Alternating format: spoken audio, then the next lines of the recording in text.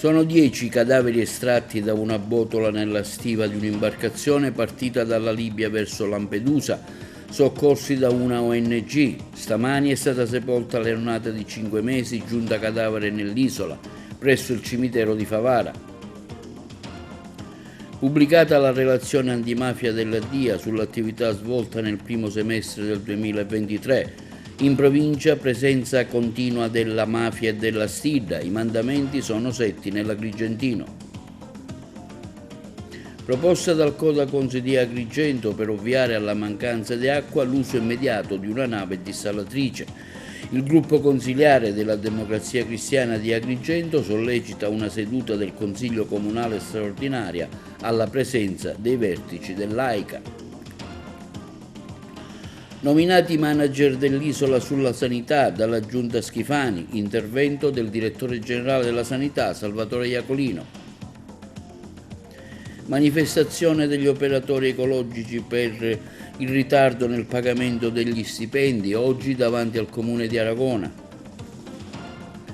Valorizzare la Villa Romana con un impianto di illuminazione LED per favorire le visite serali, questo quanto chiesto dal sindaco Lattuca.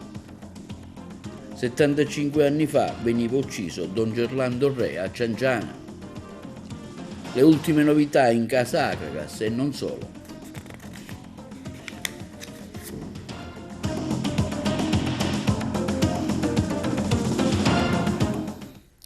Buongiorno, benvenuti ai nostri telespettatori con l'appuntamento odierno del nostro telegiornale TV Notizie. Sono 10 cadaveri estratti da una botola nella stiva dell'imbarcazione di 8 mesi partita dalla Libia, sulla quale viaggiavano e che era stata soccorsa dalla nave ONG Nadir, giunta intorno a mezzanotte a Lampedusa, il servizio.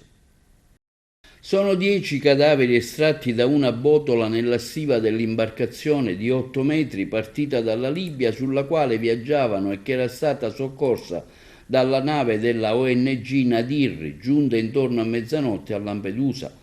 Sono uomini dai 18 ai 30 anni, dai tratti somatici riconducibili al Bangladesh o al Pakistan.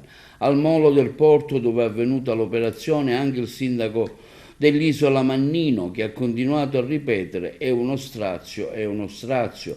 Al molo Favarolo intanto è arrivata la motovedetta della Guardia di Finanza con a bordo altri 55 migranti, tra cui 10 donne e 14 minori.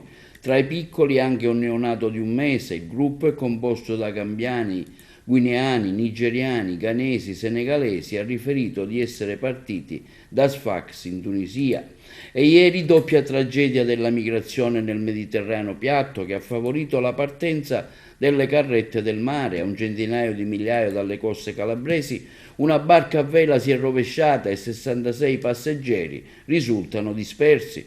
Tra loro almeno 26 bambini, raccontano i sopravvissuti. Al sud di Lampedusa un'altra barca è stata soccorsa da una nave umanitaria, troppo tardi per 10 persone trovate morte nel ponte inferiore allegato. La nuova strage all'indomani del G7 di Borgo Egnazia ha lanciato una coalizione per prevenire e contrastare il traffico dei migranti. UNHCR, OIM, UNICEF contano oltre 800 morti e dispersi quest'anno nel Mediterraneo centrale, insomma una media di 5 al giorno, e chiedono un potenziamento dei soccorsi. E intanto stamani è stata sepolta al Favara, nel cimitero di Piano Traversa, l'aeronata di 5 mesi che lo scorso maggio era giunta cadavere a Lampedusa. La salma è arrivata con il traghetto di linea insieme alla mamma e alla sorella. La bimba era morta per malnutrizione. Il servizio.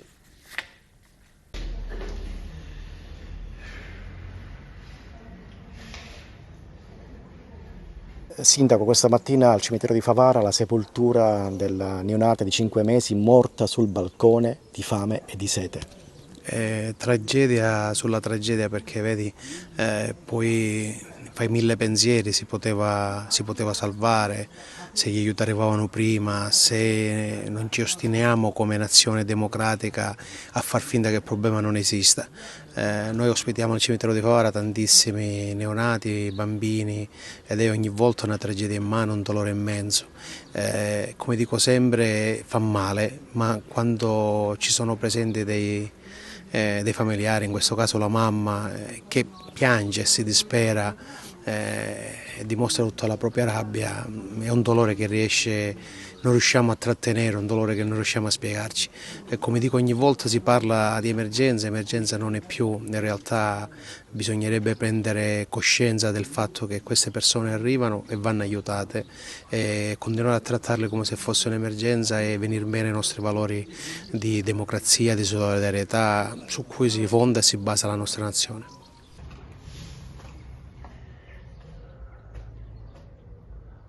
Allahu Akbar. Allahu Akbar.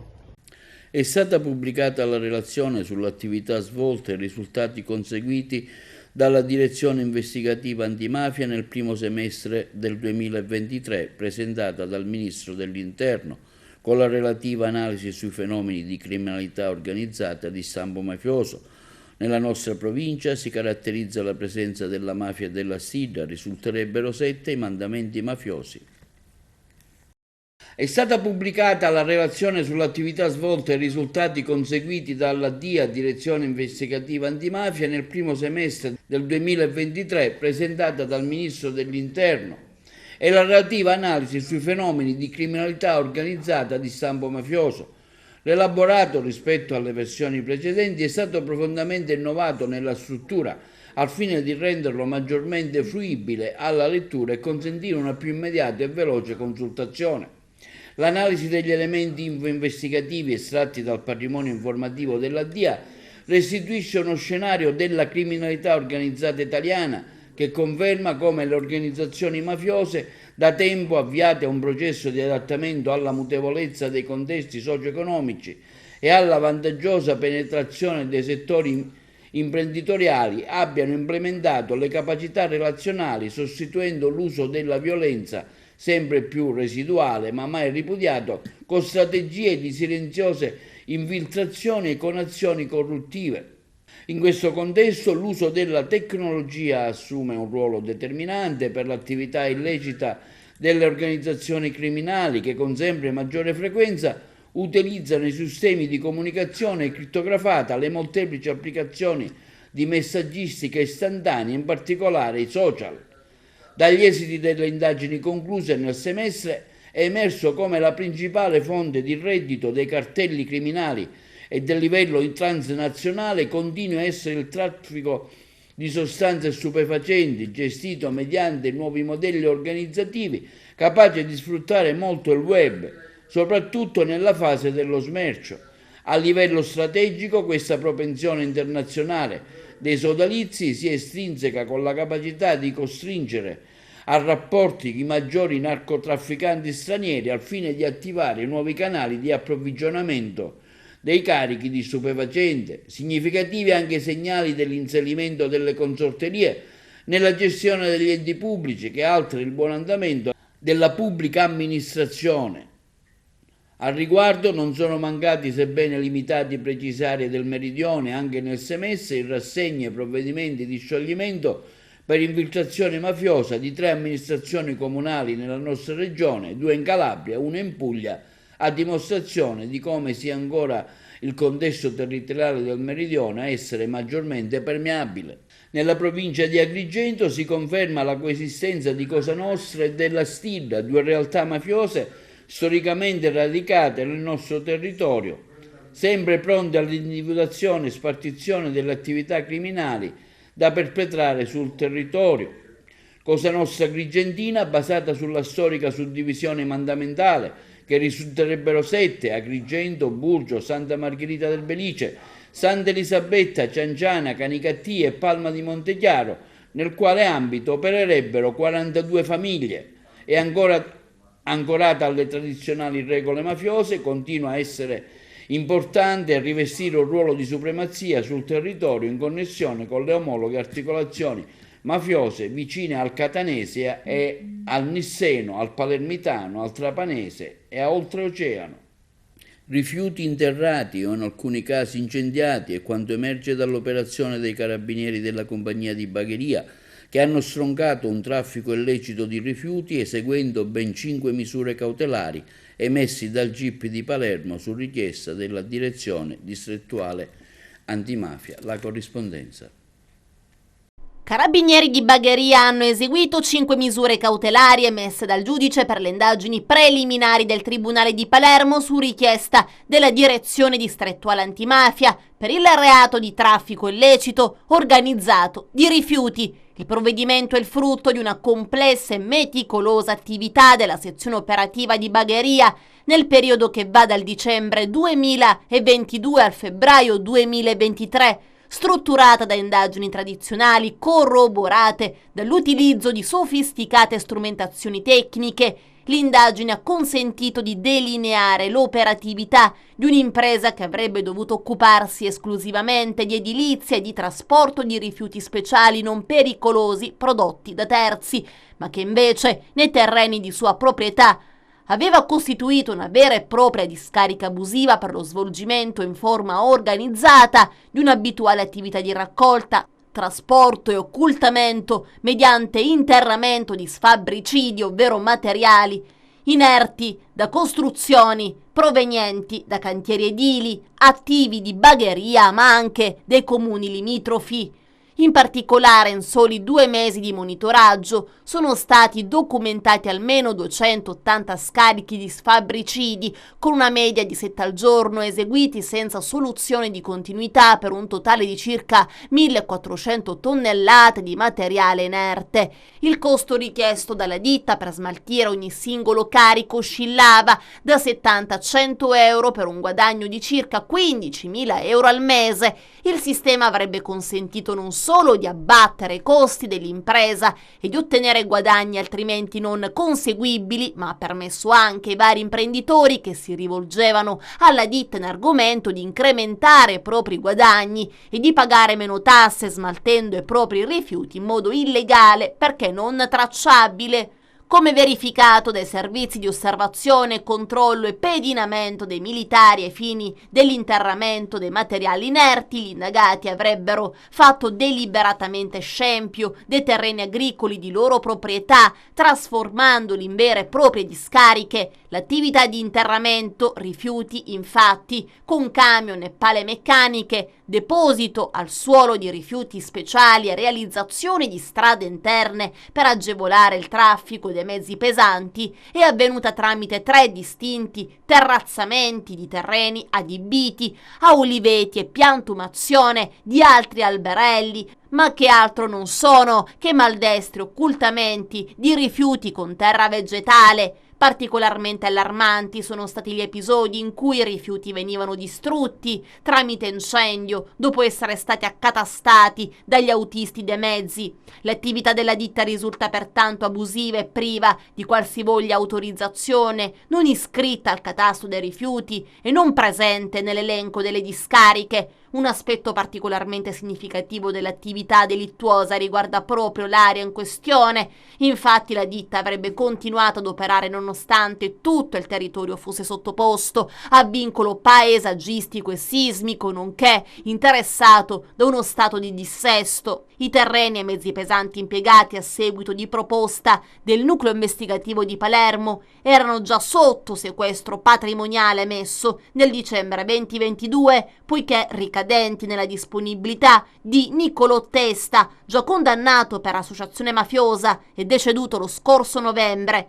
Il quadro probatorio raccolto nell'ambito delle indagini patrimoniali è stato in grado di dimostrare come i beni nella disponibilità dapprima dello stesso Testa e successivamente dei suoi eredi fossero in realtà il frutto delle sue attività illecite, così consentendo al Tribunale di emettere il provvedimento di confisca eseguito dai carabinieri del nucleo investigativo riguardante beni stimati in circa 800.000 euro. Parliamo ora di siccità. Il dirigente Codacons Giuseppe Di Rosa interviene nel merito del disastro in corso, affermando: proponiamo una soluzione immediata, l'uso di una nave dissalatrice posizionata sul mare di San Leone e collegata alla condotta idrica della città. Intanto AICA comunica le modalità di accesso per l'uso delle autobotti, il servizio. Sulla crisi idrica in città interviene oggi il dirigente del Codacons di Rosa, affermando: proponiamo una soluzione immediata, l'uso di una nave dissalatrice posizionata sul mare di San Leone e collegata alla condotta idrica della città. Questa soluzione potrebbe risolvere rapidamente uno dei problemi più critici per la nostra comunità, garantendo l'approvvigionamento idrico in tempi brevi. Il Consiglio di amministrazione di AICA, insieme all'assessore competente in materia di risorse idriche, deve comunicare quali sono gli intendimenti del gestore, i tempi e le risorse con cui intende affrontare il problema. La comunità agrigentina attende con impazienza azioni concrete da parte del sindaco e dell'amministrazione comunale. È fondamentale per il Codacons utilizzare al meglio i fondi assegnati, implementando le soluzioni innovative, come appunto la nave dissalatrice, per risolvere i problemi. Solo così la nostra città potrà sfruttare appieno il titolo di città della cultura e offrire un futuro migliore ai suoi cittadini. Intanto, in seguito all'emergenza idrica che ha colpito il nostro territorio e per far fronte alle necessità degli utenti, l'AICA ha approntato un sistema di approvvigionamento idrico sostitutivo mediante autobotti. Per accedere al servizio gli utenti possono utilizzare il canale telefonico aziendale contattando gli operatori del call center. In alternativa è possibile utilizzare l'apposito modulo di richiesta di fornitura idrica da compilare e trasmettere online, disponibile sul sito istituzionale dell'AICA. Le richieste pervenute verranno evase da lunedì al venerdì, compatibilmente con la disponibilità delle risorse impiegate. Le richieste pervenute nei giorni di sabato e domenica e nei giorni festivi saranno prese in carico il primo giorno lavorativo successivo. Per poter accedere al servizio tramite il modulo online è obbligatorio fornire il nome, cognome, numero di telefono, indirizzo della fornitura e codice anagrafica. E il gruppo consiliare della Democrazia Cristiana chiederà oggi nel corso della conferenza dei capigruppo di mettere all'ordine del giorno del Consiglio Comunale, alla presenza dei vertici AICA e della politica regionale, questo quanto dichiarato dai consiglieri della Democrazia Cristiana in una nota stampa. Il nostro gruppo politico già da anni è primo firmatario di una mozione volta ad impegnare l'amministrazione comunale a rendere AICA una SPA pubblica, al fine di migliorare l'efficienza e diminuire i costi per il Comune. Vogliamo sapere, affermano i consiglieri comunali della DC, perché ancora non è stato fatto il cambio societario. Inoltre, vogliamo le soluzioni all'emergenza idrica. Nel nuovo depuratore è previsto il recupero delle acque reflue, le strutture alberghiere come garantiranno i loro servizi nella stagione estiva. A nome della città che rappresentiamo, prendiamo risposte, conclude la Democrazia Cristiana. Ennesima prova di insipienza dell'amministrazione comunale di Agrigento e della sua maggioranza consiliare. Interviene in una nota stampa il Partito Democratico sul commissariamento per l'approvazione del bilancio avvenuto dall'assessorato agli enti locali. Il Partito Democratico di Agrigento interviene attraverso una nota stampa sul comune commissariato per l'approvazione del bilancio. È l'ennesima prova di insipienza dell'amministrazione comunale di Agrigento e della sua maggioranza consiliare. Dopo diversi solleciti, l'assessorato regionale agli enti locali ha inviato un commissario ad acta per approvare i bilanci di previsione 2024-2026. Il termine disposto dal testo unico delle leggi sull'ordinamento degli enti locali era fissato lo scorso 31 dicembre, successivamente spostato dall'assessorato al 15 marzo del 2024, ma neanche la proroga è stata sufficiente al Comune di Agrigento per adempiere ad un atto fondamentale dell'amministrazione cittadina. Il bilancio di previsione infatti non è solo un mero strumento contabile, ma il dispositivo fondamentale con il quale vengono definite le politiche sociali, assistenziali, culturali e le scelte di investimento che danno corpo e vita all'attività della giunta comunale.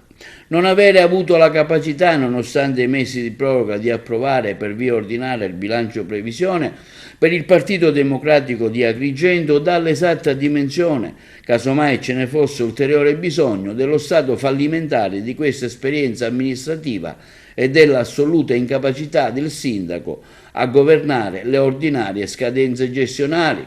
Prima o poi questo sindaco e questa giunta, conclude il comunicato stampa del PD, vanno via, meglio sarà per tutta la città. Via libera in Sicilia al conferimento dalla giunta Schifani agli incarichi ai manager della sanità. La corrispondenza da Palermo. Via libera del governo al conferimento degli incarichi di direttore generale delle aziende e degli enti del servizio sanitario regionale. Approvato anche il nuovo schema di contratto dei manager che prevede, per volere del presidente della regione Renato Schifani, obiettivi specifici e concreti, specialmente sulla riduzione delle liste d'attesa, con un monitoraggio trimestrale e una verifica annuale del raggiungimento degli stessi, pena la decadenza automatica dei direttori generali anche dopo il primo anno dall'insediamento. Dare una nuova stabilità alla sanità pubblica regionale e abbattere le liste di attesa, dice Schifani, sono due dei principali impegni assunti dal mio governo sin dal suo insediamento e stiamo lavorando concretamente in questa direzione. La Giunta, su proposta dell'assessore alla salute Volo, ha confermato nei ruoli i già commissari straordinari, ad eccezione di quello dell'ASP di Catania Senzio. La continuità gestionale sarà assicurata dal direttore sanitario dell'azienda provinciale Etnea. Questi i nomi e le destinazioni dei nuovi direttori generali designati nelle aziende sanitarie provinciali: Daniela Faraoni all'ASP di Palermo, Giuseppe Cucci all'ASP di Messina, Giuseppe Capodieci all'ASP di Agrigento, Salvatore Lucio Ficara all'ASP di Caltanissetta, Mario Carmelo Zappia all'ASP di Enna, Giuseppe Drago all'ASP di Ragusa, Alessandro Caltagirone all'ASP di Siracusa, Ferdinando Croce all'ASP di Trapani. Questi invece sono i manager delle aziende ospedaliere: a Palermo Walter Messina all'Arnas Civico e Roberto Colletti agli ospedali riuniti Villa Sofia Cervello, a Catania Giuseppe Giammanco all'Arnas Garibaldi e Salvatore Emanuele Giuffrida al Cannizzaro, a Messina Catena di Blasi al Papardo. Nei policlinici Maria Grazia Furnari a Palermo e Giorgio Giulio Santonocito a Messina. In precedenza erano già stati nominati Gaetano Sirna al Policlinico di Catania e Maurizio Letterio Lanza all'Istituto Bonino Puleio di Messina.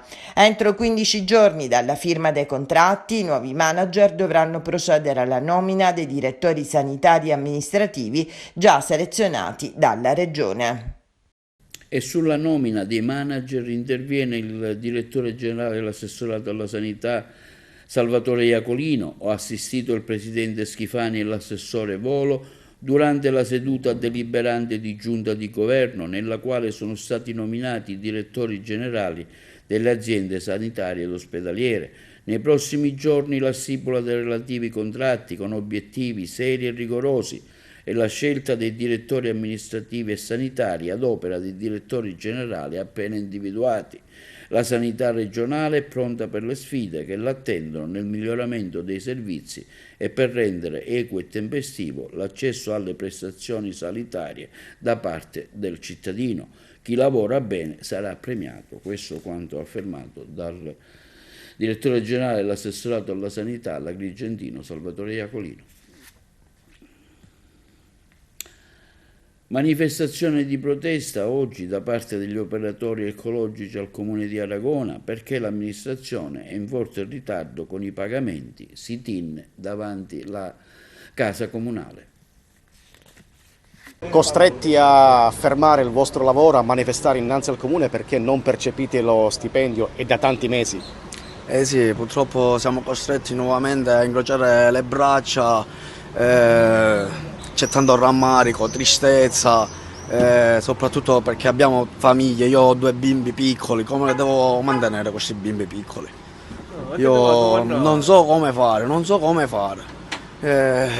Qua uno viene a lavorare, si alza alle 4:30 di mattina, facciamo tanti sacrifici con il sole, con la pioggia, con l'alluvione, con l'allerta meteo, ma non siamo ripagati perché noi pretendiamo lo stipendio.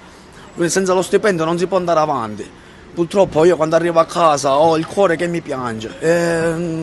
Non si può andare avanti così. Ci stanno rovinando la nostra esistenza. si stanno appropriando, ci stanno appropriando di tutte le cose che noi non possiamo più mantenere. È diventato un incubo, stiamo vivendo un incubo. Qual è il vostro stato d'animo? Come vi sentite in questo momento? Come ci sentiamo? Ci sentiamo abbandonati. Cioè, ci hanno letteralmente abbandonati. Cioè, non si può vivere. Abbiamo tutti famiglia, abbiamo una certa età. Cioè, non è che se io mi licenzio da qui vado a trovare un altro lavoro. Cioè, devono capire che non può essere sempre questa situazione così. Cioè, noi lavoriamo per avere uno stipendio, per pagare le nostre cose, per viverci, ma così non si può. Che si mettano la mano sul petto e cercano di capire che questa situazione si deve finire. È in stato di agitazione il personale di bordo della nave traghetto Sansovino impegnata lungo la tratta marittima Lampedusa-Porto Empedocle. La Sansovino e della società Caronte Tourist Isole Minori ha pagato al personale solo il 70% dello stipendio di maggio, la quota di sua competenza, il 30% invece è coperto dalla Regione che ancora non ha provveduto. Il personale della Sansovino, che giungerà in serata a Porto Empedocle, si riunirà autonomamente a bordo in un'assemblea sindacale intorno alle ore 21 per aggiornare la vertenza. Valorizzare Villa Romana Realmonte con un impianto di illuminazione LED di ultima generazione per consentire le visite serali. È quanto chiede il sindaco di Realmonte Sabrina Lattuca. Le interviste. Da qualche giorno sono iniziati questi lavori presso la Villa Romana di Realmonte, è una villa meravigliosa datata a fine I secolo, inizio II secolo d.C., ma parlando con una ricercatrice, con una professoressa, apprendo insomma che ci sono stati ulteriori insediamenti nel corso dei secoli. Perché è importante questa attività? Innanzitutto è importante perché un grande direttore, devo dire, l'architetto Sciarratta, apre le porte al futuro e alla ricerca, alla scienza, con la collaborazione con l'università, in questo caso specifico di Catania, ma anche perché si danno delle opportunità ai comuni e infatti il comune di Realmonte, prendendo al volo questa occasione, perché viene finanziata questa attività da fondi europei, ha chiesto l'installazione, la presentazione di un progetto di illuminazione che insiste sulla SP68 e di cui il comune si fa carico, per cui noi abbiamo dato in un rapporto di assoluta reciprocità e ospitalità a questi ricercatori, nella consapevolezza che il futuro è questo, è cultura, è scienza e ricerca, ma anche per avere delle azioni concrete, e le azioni concrete in questo caso sono appunto la presentazione di questo progetto che, se appunto approvato, ci consentirà di illuminare un'area al buio da decenni, che insiste su un'area più bella però del comune di Realmonte, che è l'area Villa Romana, che è a qualche decina di metri appunto dalla Scala dei Turchi.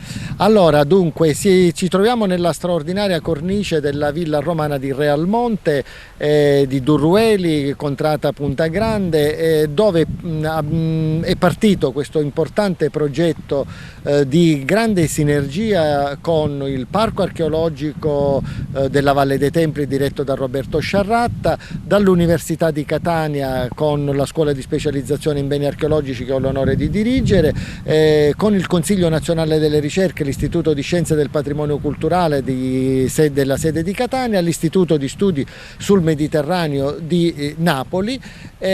Questo grande progetto di conoscenza e di ripresa della conoscenza sulla Villa Romana di Durrueli.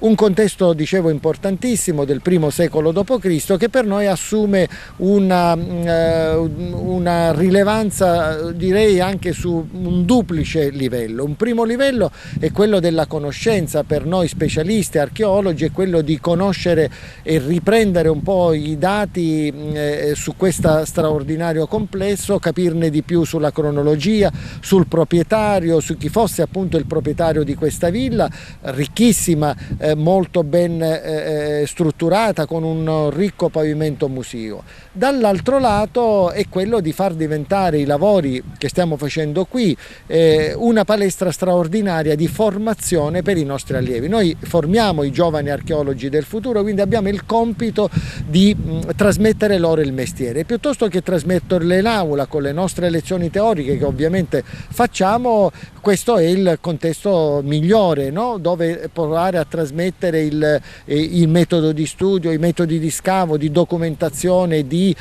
comunicazione anche di tutto quello che la ricerca fa.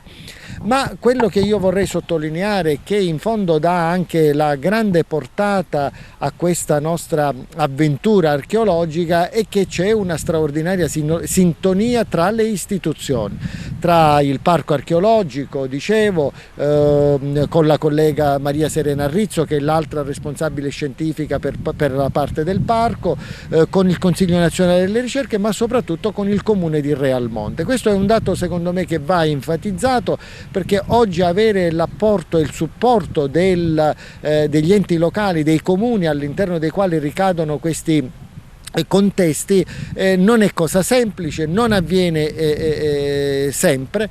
Il Comune di Realmonte oggi ci sta dando una mano veramente importante. Io ringrazio per questo l'avvocato, il sindaco Santina Lattuca, perché i ragazzi oggi sono ospitati senza sostenere alcun costo, sono ospitati dal Comune di Realmonte, che dà anche un supporto per quanto riguarda non solo l'alloggio ma anche il vitto, e questo è qualcosa, come dire, di importante. Allora tutto questo si ricambia come? Si ricambia producendo conoscenza, includendo appunto nel processo di comunicazione che noi faremo, includendo le scuole, includendo la comunità, includendo insomma tutta quella società civile che ha il dovere di entrare a contatto con i ricercatori che lavorano qui, e soprattutto di capire la loro storia attraverso anche questo straordinario complesso qual è quello della villa di Durrueli.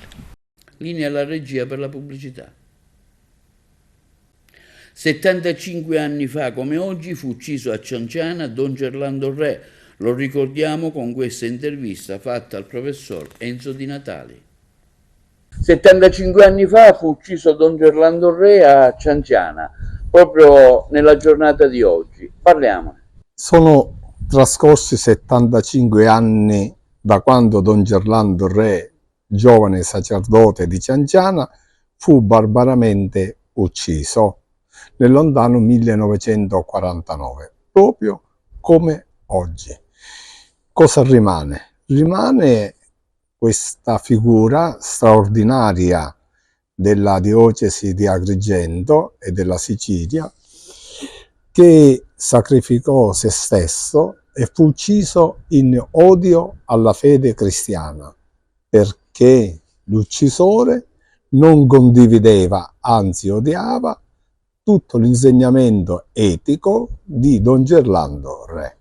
A Cianciana recentemente sappiamo che si è svolta una interessante cerimonia ad opera del nuovo arciprete Don Emanuele Casola, che sta facendo conoscere questa figura con iniziative di alto spessore. Il desiderio è che questa figura possa essere ancora conosciuta nella nostra provincia. Noi possiamo prendere grandi esempi di vita, cioè di essere coerenti con noi stessi in tutto il nostro operato, ovunque noi ci troviamo, nel campo della scuola, nel campo del lavoro, delle varie professioni, e l'auspicio è che al più presto possa iniziare un processo di canonizzazione. Anche il giornale L'Amico del Popolo ne ha dato risalto a queste notizie, professore Di Natale. Sì, Don Carmelo Petrone, che è il direttore del settimanale diocesano L'Amico del Popolo, ha dedicato l'articolo di fondo proprio sulla figura di Don Gerlando Re, mettendone in evidenza il cammino formativo che Don Gerlando Re aveva ricevuto, l'apostolato, l'azione, l'impegno che aveva svolto a Cianciana e anche l'attualità. Se L'Amico del Popolo, con la firma del direttore Don Carmelo Petrone, ha ritenuto di dedicare l'articolo di fondo su Don Gerlando Re significa che a distanza di 75 anni è una figura da proporre alle nuove generazioni. Incontri, spettacoli, concerti a Palermo per la grande festa del Pride in programma sabato prossimo, con concentramento in via Roma dalle ore 15 in poi. Il servizio da Palermo. Una settimana per ribadire i diritti e le libertà di tutti è il momento del Pride a Palermo, evento che da anni pone l'accento su uguaglianza, parità e libertà. Immancabile il pensiero a Luigi Carollo, recentemente scomparso, uno dei capisaldi del coordinamento Pride, sempre in prima fila per rimarcare la necessità di garantire a tutti, senza alcuna distinzione, gli stessi diritti. Tanti gli eventi collaterali della manifestazione, che sabato avrà il suo clou con il tradizionale corteo che partirà alle 15 da via Roma e si concluderà ai cantieri culturali della Zisa. Madrine di quest'anno, Big Mama e l'attrice Simona Malato. Io penso che oggi, all'indomani di fatti che ci hanno preceduti negli scorsi giorni, negli scorsi mesi, sia molto importante, sia un ruolo di grande responsabilità, ma che io voglio condividere, perché condividere con chi mi ha rivolto questo invito e che da anni si batte per le battaglie che difendono i diritti di tutti, trasversalmente, perché la comunità LGBT in questo momento è una comunità che, avendo fatto le battaglie, le lotte per raggiungere la possibilità di nominare le cose, ha una capacità di accoglimento rispetto a tutte le battaglie, per le difese di tutti i diritti, trasversalmente, di tutte le categorie. Quello che cerchiamo di fare noi è di raccogliere una serie di istanze, perché in realtà i meccanismi di oppressione, i meccanismi della discriminazione sono sempre gli stessi, sono sempre uguali, e non si può lottare semplicemente per i diritti, per esempio, delle donne lesbiche, nel mio caso, e lottare solo per questi diritti ignorando tutti quelli degli altri, perché i diritti sono così, ci devono essere per tutti in ugual modo, e solo una società giusta può garantire diritti per tutti. Il tema è la violenza maschilista. E l'abbiamo scelto appunto per quello che è successo a Palermo qualche mese fa, lo stupro di gruppo, che è stata una cosa terribile. Quello che ci ha fatto impressione è la reazione dopo, perché la reazione a uno stupro deve essere ovviamente di condanna, ma anche di presa di coscienza. Una festa, secondo me il Gay Pride è una festa identitaria che la città accoglie, che la città deve sapere ascoltare, che la città ospita da sempre, e quindi non vedo difficoltà rispetto a questo tema. A Castellammare del Golfo 4 giorni immersi nella cultura e nella gastronomia, con spettacoli e racconti. Si chiama Gustorie di Sicilia, da giovedì 27 a domenica 30 giugno. La parola alla Presidente degli albergatori. Il servizio da Trapani.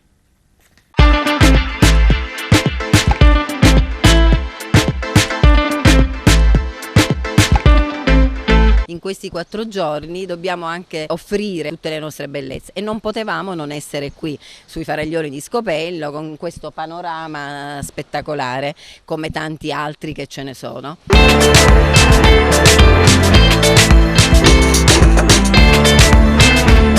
4 giorni affidata a FIBEC come imprenditori del settore. Le speranze sono tante. Da anni che noi proponiamo sempre di fare un evento che abbia una continuità e che diventi una tappa da poter sempre proporre ai nostri clienti. L'altra aspettativa ovviamente è che deve portare un ritorno economico. Gli eventi si fanno anche per questo. Si sono appoggiati a un'agenzia di comunicazione, la FIBEC, un trascorso di eventi organizzati, un successo.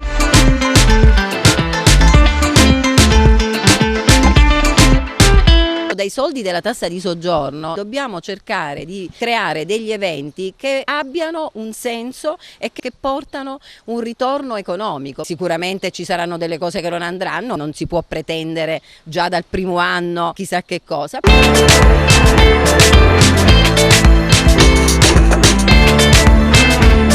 Siamo felicissimi, abbiamo dato come associazione albergatori il nostro contributo nei confronti degli ospiti che verranno. C'è una collaborazione che speriamo continui sia con il comune che anche con l'agenzia di Fibec. Siamo molto fiduciosi, abbiamo molte aspettative sull'evento.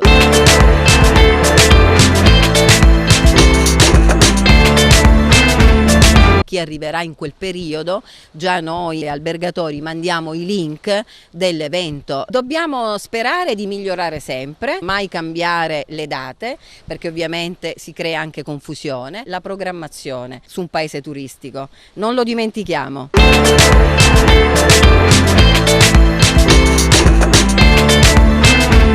Il modello di questo evento è azzeccato perché il turista che viene qui da noi, oltre alle bellezze naturali che ci sono, ce l'ha data madre natura, cerca molto la storia. Il racconto, questo evento parla di questo, dalle esperienze culinarie, enogastronomiche, alle esperienze storiche, architettoniche, culturali.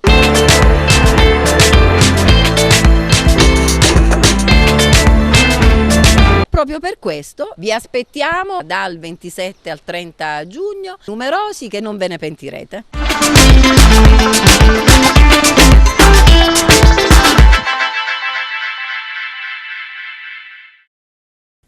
A Messina il primo incontro del coordinamento giovani per dire no al ponte. La corrispondenza da Messina.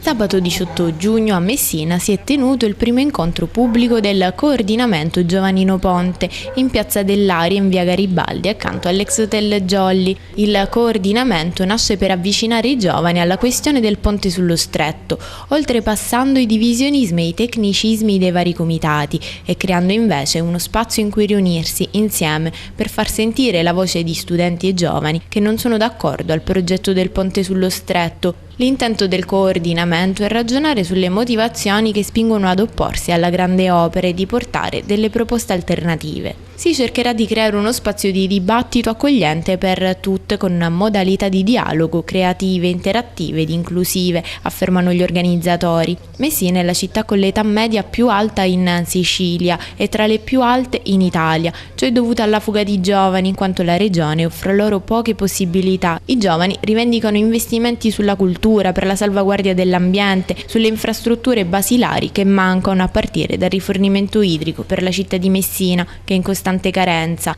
Al microfono si sono alternati alunni delle scuole cittadine e della provincia, studenti universitari e giovani lavoratori che hanno sottolineato l'importanza di costruire nuove infrastrutture per potenziare i collegamenti locali e interni, a fronte delle quali il ponte risulta poco utile per risolvere l'annosa questione, dispendioso e dannoso per il territorio in considerazione dell'impatto ambientale e delle conseguenze su interi quartieri che verrebbero distrutti. Tante le tematiche e le opzioni alternative che sono state discusse nel pomeriggio dai giovani che hanno partecipato alla riunione, una cinquantina a cui si sono aggiunti anche numerosi rappresentanti di altre associazioni no ponte. Dalla prima riunione è stato chiaro che i giovani preferirebbero investire quei 13 miliardi in opere che portino ad un reale miglioramento delle condizioni della Sicilia e in particolare dei giovani che abitano questa terra.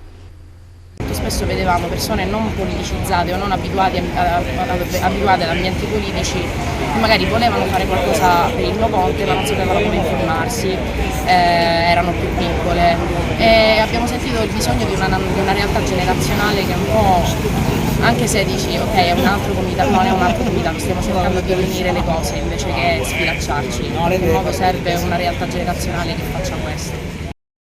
E per lo sport sentiamo le ultime novità in casa Acragas e non solo, curate dal collega Carmelo Lentini. Voci insistenti danno per certo l'arrivo del nuovo tecnico che guiderà l'Acragas per la prossima stagione di Serie D 2024-25. Si tratterebbe, lo diciamo sempre con il condizionale, dell'esperto Alberto Mariani, in possesso della licenza A UEFA, tecnico delle giovanili di Viterbese e Lazio, prima di approdare ad Alessandria, Grosseto, Ascoli, Chieti e Salernitana, con quest'ultime anche allenatore in seconda e in prima. Ancora non è ufficiale, ma manca davvero poco e verrà presentato un momento in cui ci sarà la firma tra le parti. Con Mariani, che è un romano, oltre alle tante riconferme sulle quali il DS Camerata sta lavorando da qualche settimana, arriverebbero giovani di alcuni club titolati della massima serie per arricchire l'organico. Anche lo stesso Peppe Cammarata nei giorni scorsi aveva anticipato che è pronto a portare in biancazzurro almeno 5 elementi senior di provata esperienza. L'Agragas in pieno clima calciomercato, anche perché si sta pensando ad organizzare il prossimo ritiro che con molta probabilità si farà in sede. Intanto entro il prossimo 12 luglio, entro le ore 18, la società biancazzurra dovrà formalizzare l'iscrizione al prossimo campionato di Serie D, provvedendo secondo le modalità online alla compilazione definitiva e relativo invio telematico. Sempre con un proprio comunicato ufficiale, la LND ha stabilito le seguenti date di inizio dei vari campionati relativi alla stagione sportiva 24-25. Dunque il campionato nazionale di Serie D avrà inizio l'8 settembre, il campionato nazionale juniores il 14 settembre, mentre la Coppa Italia il 25 di agosto. Come dire, l'inizio della nuova stagione è dietro l'angolo.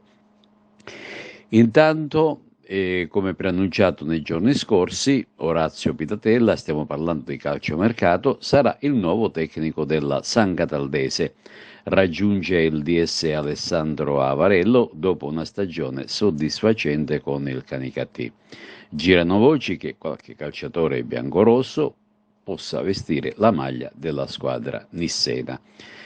Intanto, e concludiamo, sabato e domenica prossimi 22 e 23 di giugno prende il via nella città di Casteltermini la terza edizione dell'autoslalom miniera Cozzo d'Isi Memorial Riccardo Arnone, valevole per il campionato siciliano di slalom. E quindi si parte nella giornata di sabato 22 giugno dalle ore 15.30 alle ore 19.30 in via Roma, Piazza Duomo e Corso Umberto, con le verifiche sia sportive che tecniche. Domenica 23 giugno invece alle ore 9 si prevede un giro di ricognizione ed anche 3 manche. La premiazione finale sarà nel tardo pomeriggio in Piazza Duomo. E questo è tutto per TV Notizie di oggi. Vi ricordiamo che i programmi della nostra emittente si possono vedere in tutta Italia sul canale dell'LCN 268 del digitale terrestre, in streaming sul sito www.televideoagrigento.tv e il telegiornale sul canale 93 di Video Sicilia alle ore 15, alle ore 20 e con replica la mattina alle 9. E questo è tutto e vi auguriamo una buona serata.